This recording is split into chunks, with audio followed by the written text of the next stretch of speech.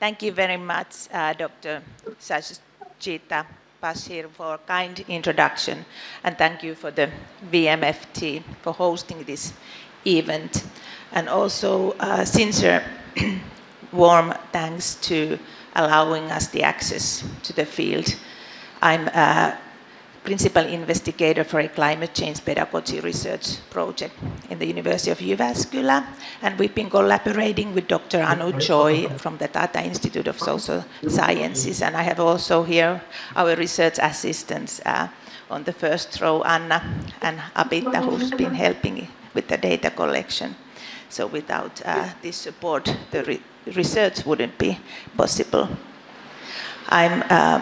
Today I will talk about the Finnish education and professionalization of the teachers, and for the past 2 days I have been visiting schools in Kerala where we have collected data, and I have seen very innovative and enthusiastic teachers and principals on the field working with the children. So I think this is something that is very common across the education in between Finland and India, that we have these very devoted teachers. Okay, and I hope somebody will tell me when my time is up, because I'm also very enthusiastic about education, and when I start speaking I may just go on. But my talk today, I will first give some introduction to the overall Finnish education, that then it's better and easier to locate how the teacher education is located in a system. So Finnish education is characterized by great degree of autonomy for the teachers. So our teachers in elementary, secondary, and upper secondary level, they hold master's degree program from a university. So we have 8 traditional research universities in Finland with teacher education program. And the teachers who are teaching at school, and to be qualified teacher, you have to have completed the master's degree from the research-based teacher education programs. Also, I think for the past 2 days when we have been talking about the education with the teachers here in Kerala and principals, there are a lot of similarities in between the two systems, but I think something that is different is the accountability system, that we don't have national examinations in Finnish context, so the teachers don't have that pressure to prepare students for the exams. So that is maybe the biggest difference between the two systems. And we have this kind of a societal value, which is trust. So we trust the teachers. Parents trust that the teachers do the job. Principal is there to secure that the children are learning at school. But in that sense, the teachers have an autonomy to decide how they do the teaching. But they do have the school books in the same way than here in Kerala. But our school books are produced by the private publishing companies, and there are a group of teacher educators and teachers who are writing these school books, and there's teachers and principals and schools have a freedom of choice what materials, what school books, by which company they are using.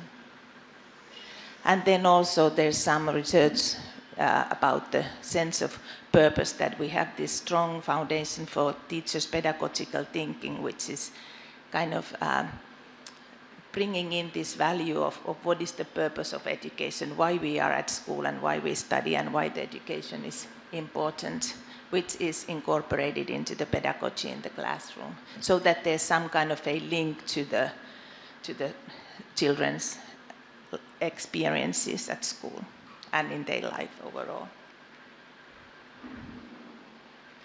Just a quick overview of the Finnish education system. So our basic education system is from the grades 1 to 9. 1 to 6 is elementary level, then 7, 8, and 9 are secondary school grades. And all these teachers have the master's degree. Then for the pre-primary education, before starting the school, we have early childhood education teachers, and they have bachelor's degree in education from the teacher education. And After the 9th grade, based on the average score results, the student decide either the vocational or general upper secondary education. The general upper secondary education leads to the matriculation exam, and that is the first national examination in the Finnish education system. So the students are already then 18, 19 years old. And only actually half of the population, half of the youth choose the general upper secondary education pathway. So half of the generation takes the upper secondary vocational education pathway. And there's actually no dead ends in Finnish education, so we have two-tiered higher education system. So with the matriculation examination, you can go to the traditional research universities, but if you choose the vocational pathway, you can apply to the universities of applied sciences that are more practice-oriented universities. I think it's kind of similar to polytechnics. And then you see the university structure. So our teacher education are in these traditional research oriented universities. So students with the matriculation examination apply to the research-based universities, and it's actually quite difficult to get into the teacher education in Finland. So it is quite competitive, and it's a rather well appreciated profession in the society. And we have also long history. Gita in her introduction was talking about 100-some years of history of education in Kerala. We have 160 years of teacher education history in Finland. It has not always been in a university, but we have a strong foundation and long history of teacher education. Also, I wanted to, because I know that when people hear about Finnish education system, we always think that it's somehow a perfect system. It is not. I think we experience similar challenges than also what I have been talking with the teachers here in Kerala. Also, when we compare education systems, it's very important to realize that we are a small nation with 5.8 million people. So it is rather easy to organize education system inside such a small country. But we have started this system of including the special needs children into the classrooms, and which is very important. However, at the same time, we have also experienced financial struggle. So the system, as it was planned for the inclusion, it has not worked out perfectly. So this is something that we are currently struggling. Also, our society is becoming increasingly diverse in terms of ethnic diversity, and so our school system is struggling with that. We have schools that are functioning in Finnish language, and in some of the schools in the capital region, there may be 85 to 95% of children whose home language is not Finnish language. So there are these increasing new, and they are not so new challenges anymore, but I think this is something that we can learn from India. I mean, you have so many different languages. Then also, since the COVID-19 increasing dropout in school and school absenteeism is something, we have this concept in our constitution, which is responsibility to learn. And before COVID, the responsibility to learn age was up to 16. Then it was increased to 18. So nowadays, all the students, all the youth in Finland have to stay in school up to the age of 18. And our basic system for education was started in the 1970s with this principal value that everybody has a free access to education. So education is free in Finland.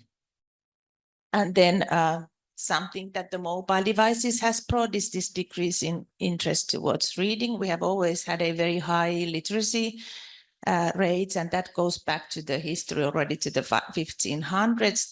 The church has provided citizens with literacy skills, and it has actually since then been this requirement to get married that you are literate. So that's why we have such high, and we have this long history of having a high literacy rate. And then Also, we have this struggle nowadays that our society looks completely different outside than how our teacher education. So we have not been able to welcome and include the newcomers to the education system and to the teacher education in Finland, which is impacting to the realities in the classroom. So these are the challenges that we are. So as I mentioned earlier, the basic education, these classes, or the elementary level is grades 1 to 6, which are taught by the elementary level teachers, then grades 7 to 9, specialized subject teachers, and teachers have the master's level. And the teachers can choose the teaching methods that they use in a classroom. Of course, the teaching methods need to follow the curriculum. And we have curriculum in 3 levels. We have national, we have regional, and then we have local curriculums at schools. So all the teachers in Finland are also curriculum developers, because each school have to develop their own curriculum in relation to the regional and national curriculum. And it also means that the school curriculum is adjusted to the neighborhoods where the children come from. All the schools are state schools, and we have this neighborhood catchment area, so that by the address children attend to the school close to their home. Nowadays, we have more specialized schools also in terms of, for example, having English tracks or sports or science oriented. So some parents may choose the schools outside of their school catchment area, but it's still very common that the children go to the closest school in their neighborhood. And maybe you have heard about this talk about the phenomenon-based curriculum, which is our latest curriculum, but actually this phenomenon-based curriculum is not really reality in Finland. So the phenomenon-based is not mentioned one single time in our curriculum, but somehow the discussion about our new curriculum is about the phenomenon-based. And when I say about new curriculum, it's not actually a new curriculum because it's been active since 2016, but I mean the current curriculum.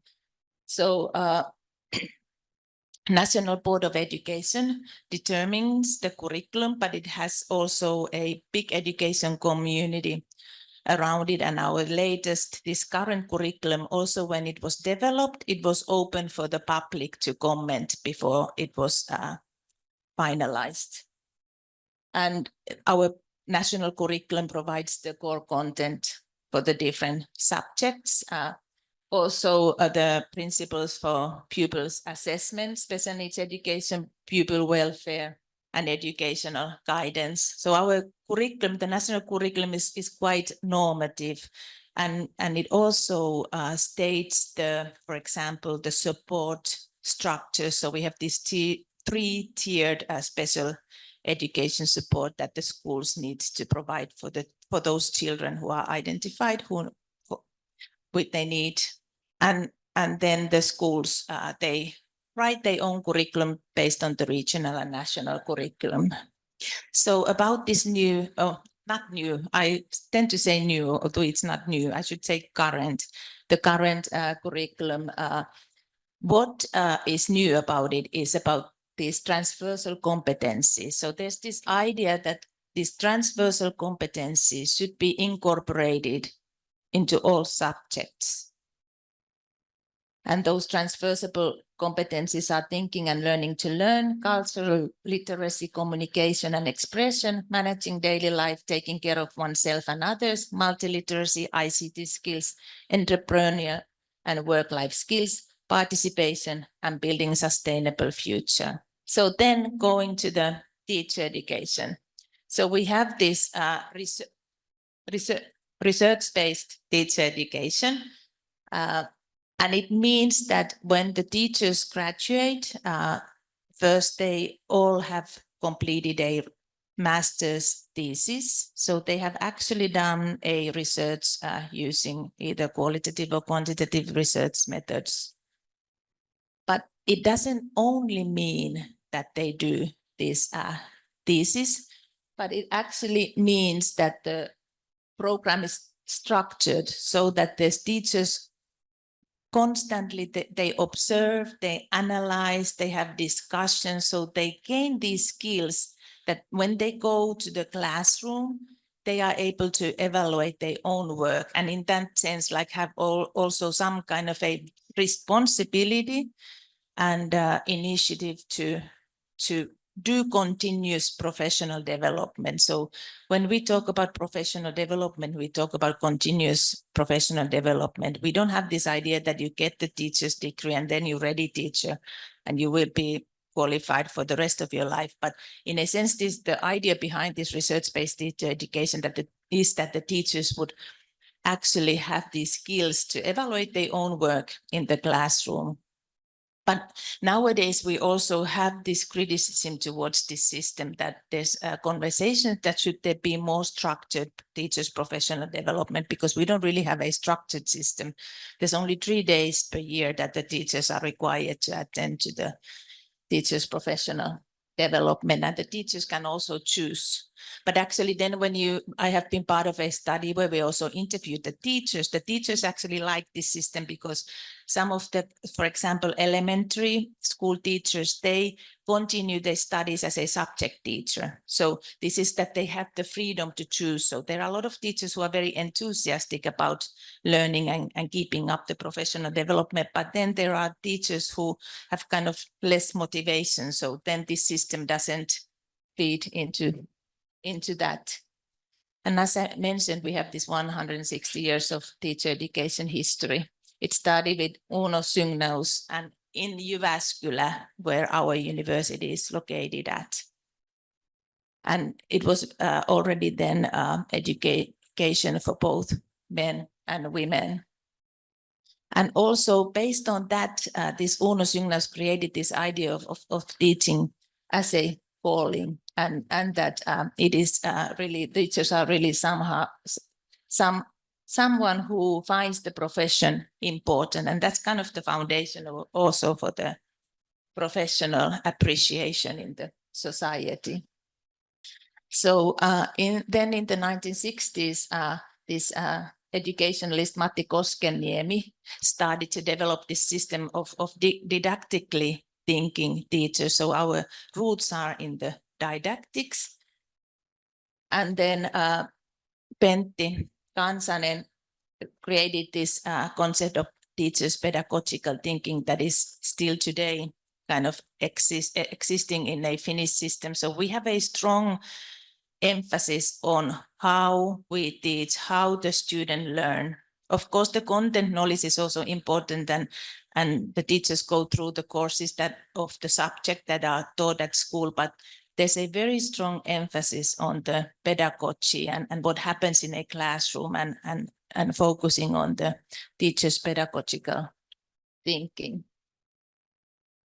And what it means, it's a kind of that there's always this purpose in what is taught at school. But at the same time also, we know that when we are in a classroom, a lot of things happen that teachers need to make decisions ad hoc and make changes in their planning based on what is going on in the classroom. And that's the foundation for the teacher's pedagogical thinking. And it means also that in our teacher education, we have a strong emphasis on the teacher's own beliefs and what are their educational philosophies, and they develop and they write about it, and we come back every now and then and revise it.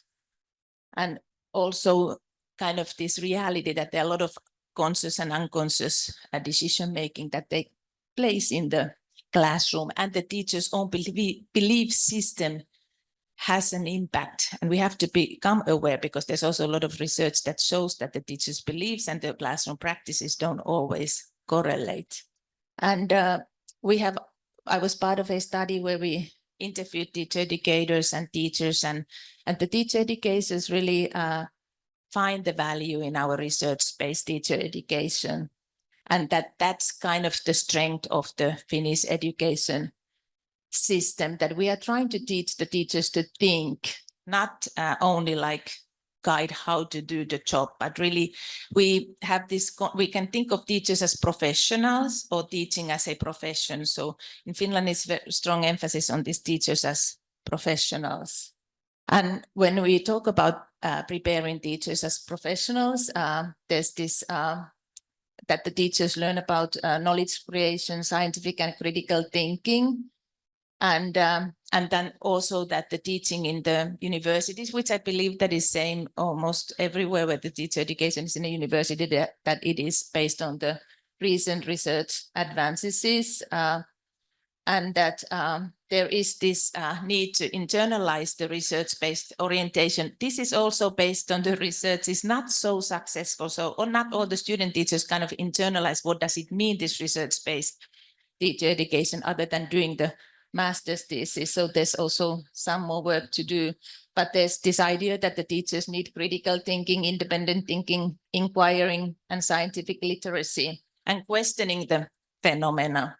And also they need to learn during the studies also kind of how to find alternative ways of working and reflecting, dialoguing, and gaining feedback for their work. A little bit so that I have because in the end there's this little video that I would like you to be able to see, because it's from our teacher training school. So each university with teacher education program has a university teacher training schools where the teachers also go and practice this pedagogical thinking, and they get guidance for it. So during the interactive teaching phases, they have to make decisions that are either based on proceeding plan or come ad hoc. So teachers kind of respond to uncertainties in the classroom. So it is very important that they are prepared. And this is also something that the teacher educators nowadays, they mention that what comes to our teachers' professional development, that there's maybe some more work that we would need to do. So teachers are highly qualified and appreciated. And then the teachers' professional development is based on the needs of both system and teachers, and that's how it should be. But I think nowadays we have more focus on the needs of the teachers, so they have a lot of autonomy, not so much on the base of the needs of the system, and that's where the issue relies at the moment. And there's this emphasis on developing schools as professional learning communities. This came with our current curriculum. And then getting into the teacher education, as I mentioned, it is not very easy. So they have to go through written examination, aptitude interviews before they can enter teacher education. So it's not everybody who wants to become teacher can become a teacher. It's quite a highly selective process. And this is what I mentioned about the continuous professional development. So there's this idea of a lifelong learning behind it. Each municipality is demanded by the national government to fund at least 3 days of professional development each year. So the schools often organize these 3 days where they invite, for example, speakers from outside and do some workshop with the teachers. So there's no set standards. And however, also research shows that sometimes the best professional development happens in the classroom when the teachers are aware of their own practices and they can evaluate their own practices. So it is also something that is very important. But there's also a high motivation towards the teaching profession. So teachers feel that working with different generations, it keeps them fresh, and because they work with youngsters and children, that they really have to also all the time reflect their own worldviews and their own thinking. So teachers are mentioning is happiness and energy and creativity of children, but actually within the past 2 days, when I've asked the teachers here, they respond the same way, that it's the energy and love that comes from the children that is motivating the teachers here. So then I think this is something that is kind of a global issue. Also this in teaching and teacher education, this knowledge practice nexus is something that we are always wondering about, that, how to make best out of it. So we have this system that we have this teacher training school. So student teachers during their studies, they go to the teacher training schools to do practicum, few of them, where they are guided and get support in this pedagogical thinking. And they start with that they are just observing and interviewing and interpreting what they see. And then when they further their studies, they start to concretely practice the teaching. So now I would like to show you this video from this is University of Helsinki Teacher Training School, and it's an example of the student teachers practicing their teaching in the field. They often have the classroom teacher who is supervising them, but then also from the university teacher education, there's an assigned teacher educator who goes to the school and observe and gives feedback to the student teachers.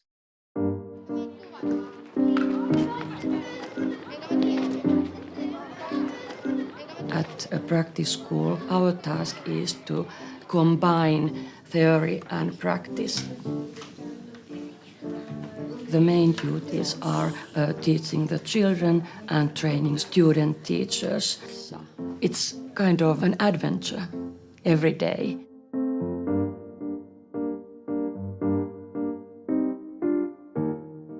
When Finland was entering the 1970s, we had a school system that was dividing pupils, students, into two different pathways. And we thought that this is not the best way to provide a good education for all of our children in a small nation like Finland. We decided to do those pathways away and have instead a one comprehensive or unified 9-year compulsory education school system. And a clear understanding very soon was that if we want this new system to work, we need to have different type of teachers. The proposal was that primary school teachers should be educated in our research universities, and each of these research universities, they also run what we call teacher training schools.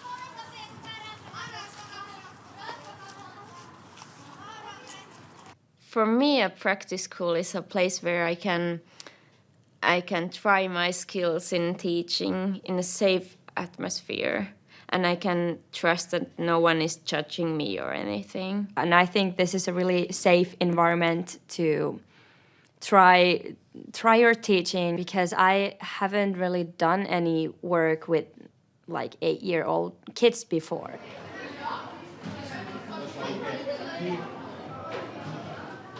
From community perspective, a practice school gives basic education from kindergarten to grade 12. Ihan tavallinen koulu, jossa harjoittelijat opiskelee, mutta muuten se ei eroa muista kouluista. The practice school is also it's one unit of University of Helsinki. And as such, it is the place that houses teacher training. All future teachers who study at the University of Helsinki also do their practice here. Clinical, practical training for the primary school teachers is about 15% to 20% out of the entire 5-year degree. Huomenta toinen se, huomenta. Huomenta Anni ja Riina opettajat. I'm doing this practice with my fellow student, Riina, and we do everything together. We are now teaching the second grades, and they are doing newspaper.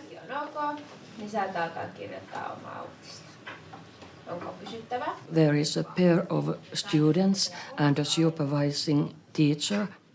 Some of them have not taught anything in their lives, and they have their memories from their own school time. Here they meet, maybe for the first time, the real pupils. I think they begin to realize how important it is to know every single one of them and to know their capabilities and how each pupil learns. Finland can rely so much on kind of a teacher and school-made assessments and tests rather than standardized assessments, because of the teachers, most of the teachers know their pupils and students very well. During the lesson I make notes, and then I tell them what I saw and what I heard. Tai mitään ihan tavallista, ei sen tarvitse olla mitään erityisen jännittävää. I think my main duty is, as I do with the children, to empower them, to help them find out where they are good. Together, our task is to try to conceptualize the things what happened during the lessons and combine theory and practice. You can't become a teacher just through reading. It's not something you do by the book. It's something you have to learn through doing. Opiskellaan. Ne opettaa meitä ja sitten niille pidetään kaikki palavereita, että ne tietää mitä ne tekee. Sitten You wrote some news texts with the children. How do you feel? I think it went pretty well. Most of the students found their subject pretty soon. Some of them had little difficulties, but I think all in all, it was okay, yeah. I think there's a question of time. If you had more time, but I think within this time, some of them didn't quite catch it. Yeah, there was a little bit difficulty, and I don't really know how we could do it or how we could have done it. What was the greatest success in this lesson? Last time when we talked, you were talking about trust between us and the students. Yeah. The students know that we trust on them. So that's why So they try to do their best. Yeah, and even when the task is hard, they don't give up. Because they know that we have faith on them. And they dare to ask you, and that's a sign of trust too. Because if they didn't trust you, they wouldn't ask. And they wouldn't try. Yeah, exactly. So I think we have succeeded in something.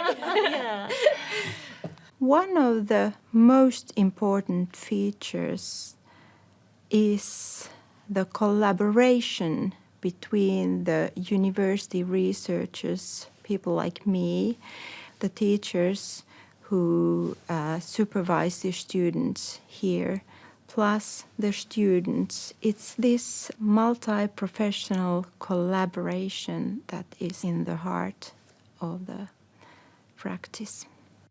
This connection, this link between the teacher training school and the university is extremely critical in terms of making sure that there's a connection between the theory and the practice at the level of the school. You had busy when you were 2 teachers. What about if you were alone in a class and this same kind of job? Next time I would use more time on reading news and then the articles, and then I would probably do the writing on half class, class hour lesson, because or in pairs, yes, because then they could discuss. So these decisions change the interactional setting quite dramatically. Because when they do it in pairs, they discuss with each other. So when we see that there's something to fix or something that there's some problem or something like that, then we can. When they learn thoughts. And they say them out loud. So first you think of something, and then when you say it out loud, then you actually realize, was it a good idea? Was it not? Should I say it some other way or something like that? And I think for a teacher, when you listen to the co-writing, you can get lots of information of their thinking. So I think that's a good thing when practicing writing. My job in training school is different from the regular school because I have these student teachers. So when they come to a practice school, they observe the lessons of the supervising teacher. Ja kokeillaan. 𝒉𝒐, she's a great teacher, and I really like to see her doing her work. Just by observing what she's doing, I can learn a lot. She's really calm when she's teaching, and she's using her voice really well. Mitä täydennetään tuohon lauseeseen? Ketä me mahdetaan onnitella 11.5. tänä keväänä? 𝒍𝒐 just has a really good touch on the students. Useimmiten kortti, hali, suukko, lahja, kukkia. Mä aina saan kahvit aamulla sänkyyn. En sänkyyn, vaan tarjottimelle sängylle. Ne kasvaa ihan hirveästi. Ja äiti tykkää niistä ihan hirveästi. Ja mä ajattelin, että me voitaisiin tänään... Niin kuin harjoittelien tunnilla yleensä se suurin osa ajasta menee kurinpitämiseen ja sitten sirkun tunnilla ei yleensä mene yhtään siihen aikaan. I have learned from 𝒍𝒐 that to get a silent class, you don't have to force taking the authority. You can just be you. Ketä onni... Sometimes 𝒍𝒐 shows a picture of her dog to get the children to focus on something. And you can have very, very different styles on getting them quiet. You can just be quiet yourself, or you can, I don't know, start whispering. Sitten on toinen, mikä olisi ehkä aika kiinnostava, on sellainen, kun oli se yksi ne aina totta ne mainokset.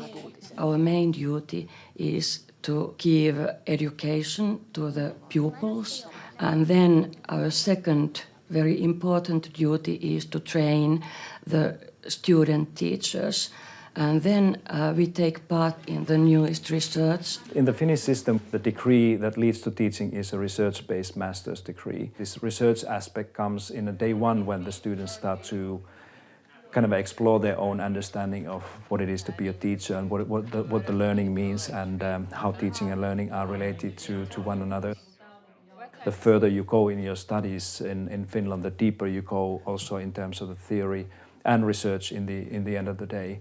Eli ne pitää poimia tuolta ja sitten koulukohtaisesti laittaa luokka-asteille. Joo, just. Näin se on tehtävä, Eli se on tehdä haastavampi. sitten. Joo, se on tosi. Niin. Being a part of the university gives us many relationships to other universities nationally and abroad. And that also gives possibilities to develop teaching and develop new methods and taking part to the research. For instance, I have been co-working with my colleague in the university, and we have been developing some new methods of creative writing, and we just published a book together.